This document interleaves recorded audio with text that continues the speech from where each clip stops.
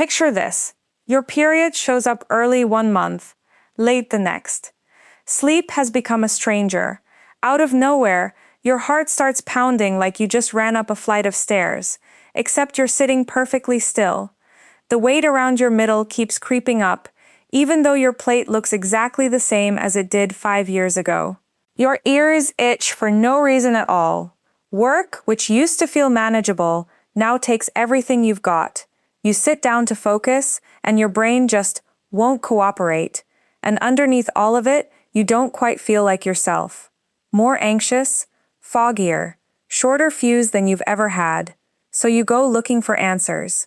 A cardiologist for your heart, an ENT for your ears, a neurologist for the memory slips, maybe a therapist for the mood swings. And somehow, not a single one of them says the word that would explain almost all of it: perimenopause. I'm Dr. Rita, a board-certified endocrinologist, and I've spent over 20 years treating hormonal conditions. If there's one transition I watch women get missed on over and over, it's this one. Today I want to walk you through 10 signs that your body is moving through the menopause transition, and I'll share something that happens regularly in my own clinic that might genuinely surprise you. Before we get into the list, you need to understand that perimenopause isn't one single phase. It has 2 distinct stages, early and late, and knowing the difference will make your symptoms make sense for the first time. Doctors use a framework called STRAW to define these stages. Early perimenopause starts when your cycle length shifts by 7 or more days from your normal pattern, and it happens repeatedly, not just once.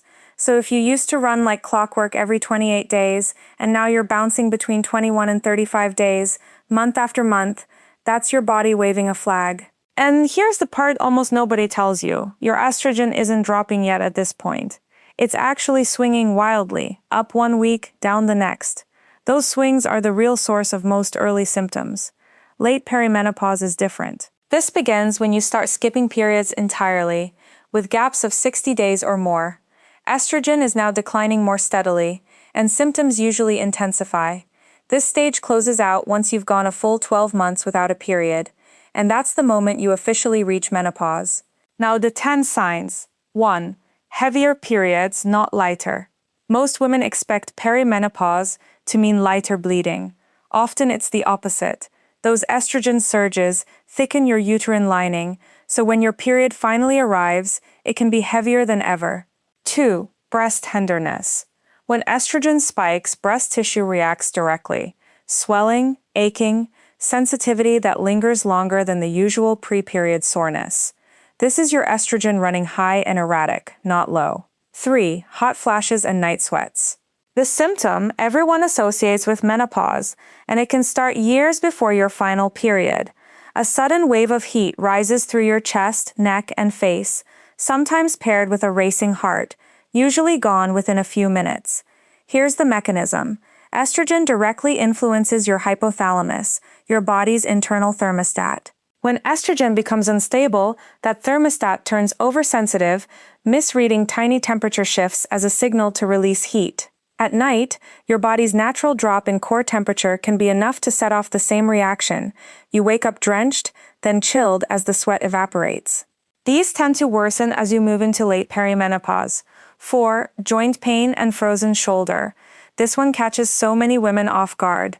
Estrogen has a real anti-inflammatory effect on your joints, and when it falls, that protection disappears. Knees, hips, hands, spine, all of it can stiffen and ache. Frozen shoulder, medically called adhesive capsulitis, is far more common in this stage of life than people realize, because the connective tissue in the shoulder is loaded with estrogen receptors. Lose the estrogen, and that tissue turns stiff, inflamed, prone to scarring. Women often blame a heavy box they lifted, but the real vulnerability was already there, hormonally. I'll let you in on something from my own practice. My husband is a rheumatologist, and we share a surprising number of patients. They see him for the joint pain, me for the hormones. Time and again, once a woman starts hormone therapy, her joint pain improves, sometimes completely. We both like to take credit. He's convinced his injection fixed it. Between us, though, it's mostly the HRT. 5. Heart palpitations. This is the one that sends women to the ER, and I don't blame them. You're at rest, doing nothing, and suddenly your heart is racing or fluttering. Low estrogen is one of the most overlooked causes of this in women in their 40s and 50s. Your heart's natural pacemaker, the SA node, is loaded with estrogen receptors that help keep its electrical rhythm steady. When estrogen wavers, that stability wavers too. Please always get your heart checked first to rule out a cardiac cause. But if everything comes back normal and your labs are clean, estrogen deficiency may be the missing explanation nobody's given you. 6. Weight changes and belly fat. Estrogen decides where your body stores fat. Healthy estrogen levels favor the hips and thighs. Falling estrogen redirects it straight to the belly. Women tell me constantly, "I haven't changed a thing, and my pants still don't fit." They're not imagining it.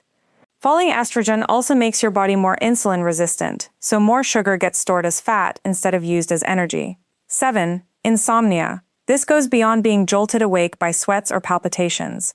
Progesterone naturally calms the brain and supports sleep. As it drops, that calming effect fades. Estrogen plays its own role in sleep quality too. Together, the instability can leave you wide awake at 3 a.m. for no clear reason, or waking again and again through the night. And poor sleep drags everything else down with it. Mood, energy, focus, weight, joint pain, 8, dryness, everywhere. Estrogen receptors sit throughout your body, so when estrogen falls, dryness can show up almost anywhere. Skin, eyes, sinuses, and one that rarely gets mentioned, itchy ears. I've had patients spend months chasing what they thought was an ear infection or allergy, when the real cause was hormonal. Vaginal dryness and thinning tissue also affect the bladder and urethra, leading to urgency, frequency, and recurring UTIs. 9. Mood changes. Estrogen shapes serotonin, dopamine, and GABA, the very chemicals that regulate calm and emotional steadiness.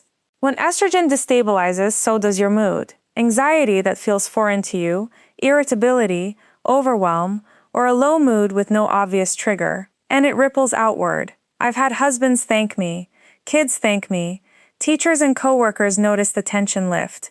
But most of all, the women themselves finally feel like themselves again. 10. Brain fog, memory slips, and worsening at date. Estrogen supports blood flow to the brain. Memory pathways, focus, and processing speed lose the stability, and you feel it. Mid-sentence, your thought disappears. You sit down at your laptop and forget why. You start 3 tasks and finish none. This is not early dementia.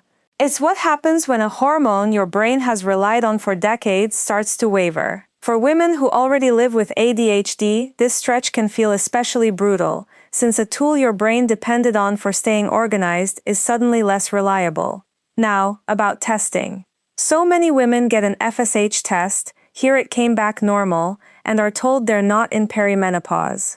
Let's clear that up. FSH can genuinely be high 1 week and normal 2 weeks later, in the very same woman, because this transition is unstable by nature. A high FSH supports the diagnosis.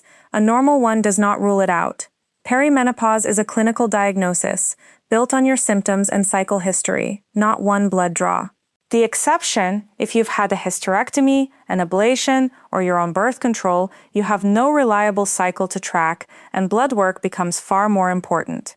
I also don't want you assuming every symptom is automatically perimenopause. Other very treatable conditions can mimic it.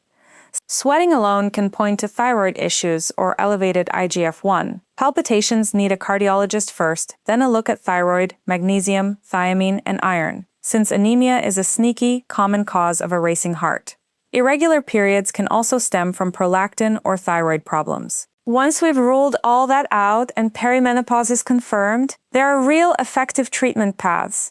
Progesterone alone at bedtime, added estrogen through a patch or gel, local vaginal estrogen or DIA for dryness and urinary symptoms, and testosterone for energy, strength, and libido in the right candidates. If any of this sounded like your own story, I want you to know this stage has an explanation and it has solutions. You are not losing your mind and you are not imagining any of it. This video is for educational purposes only, not medical advice. Please talk with your own healthcare provider about your specific situation. If it helped, a like goes a long way in getting this in front of the women who need to hear it. Subscribe so you don't miss what's next. See you in the next one.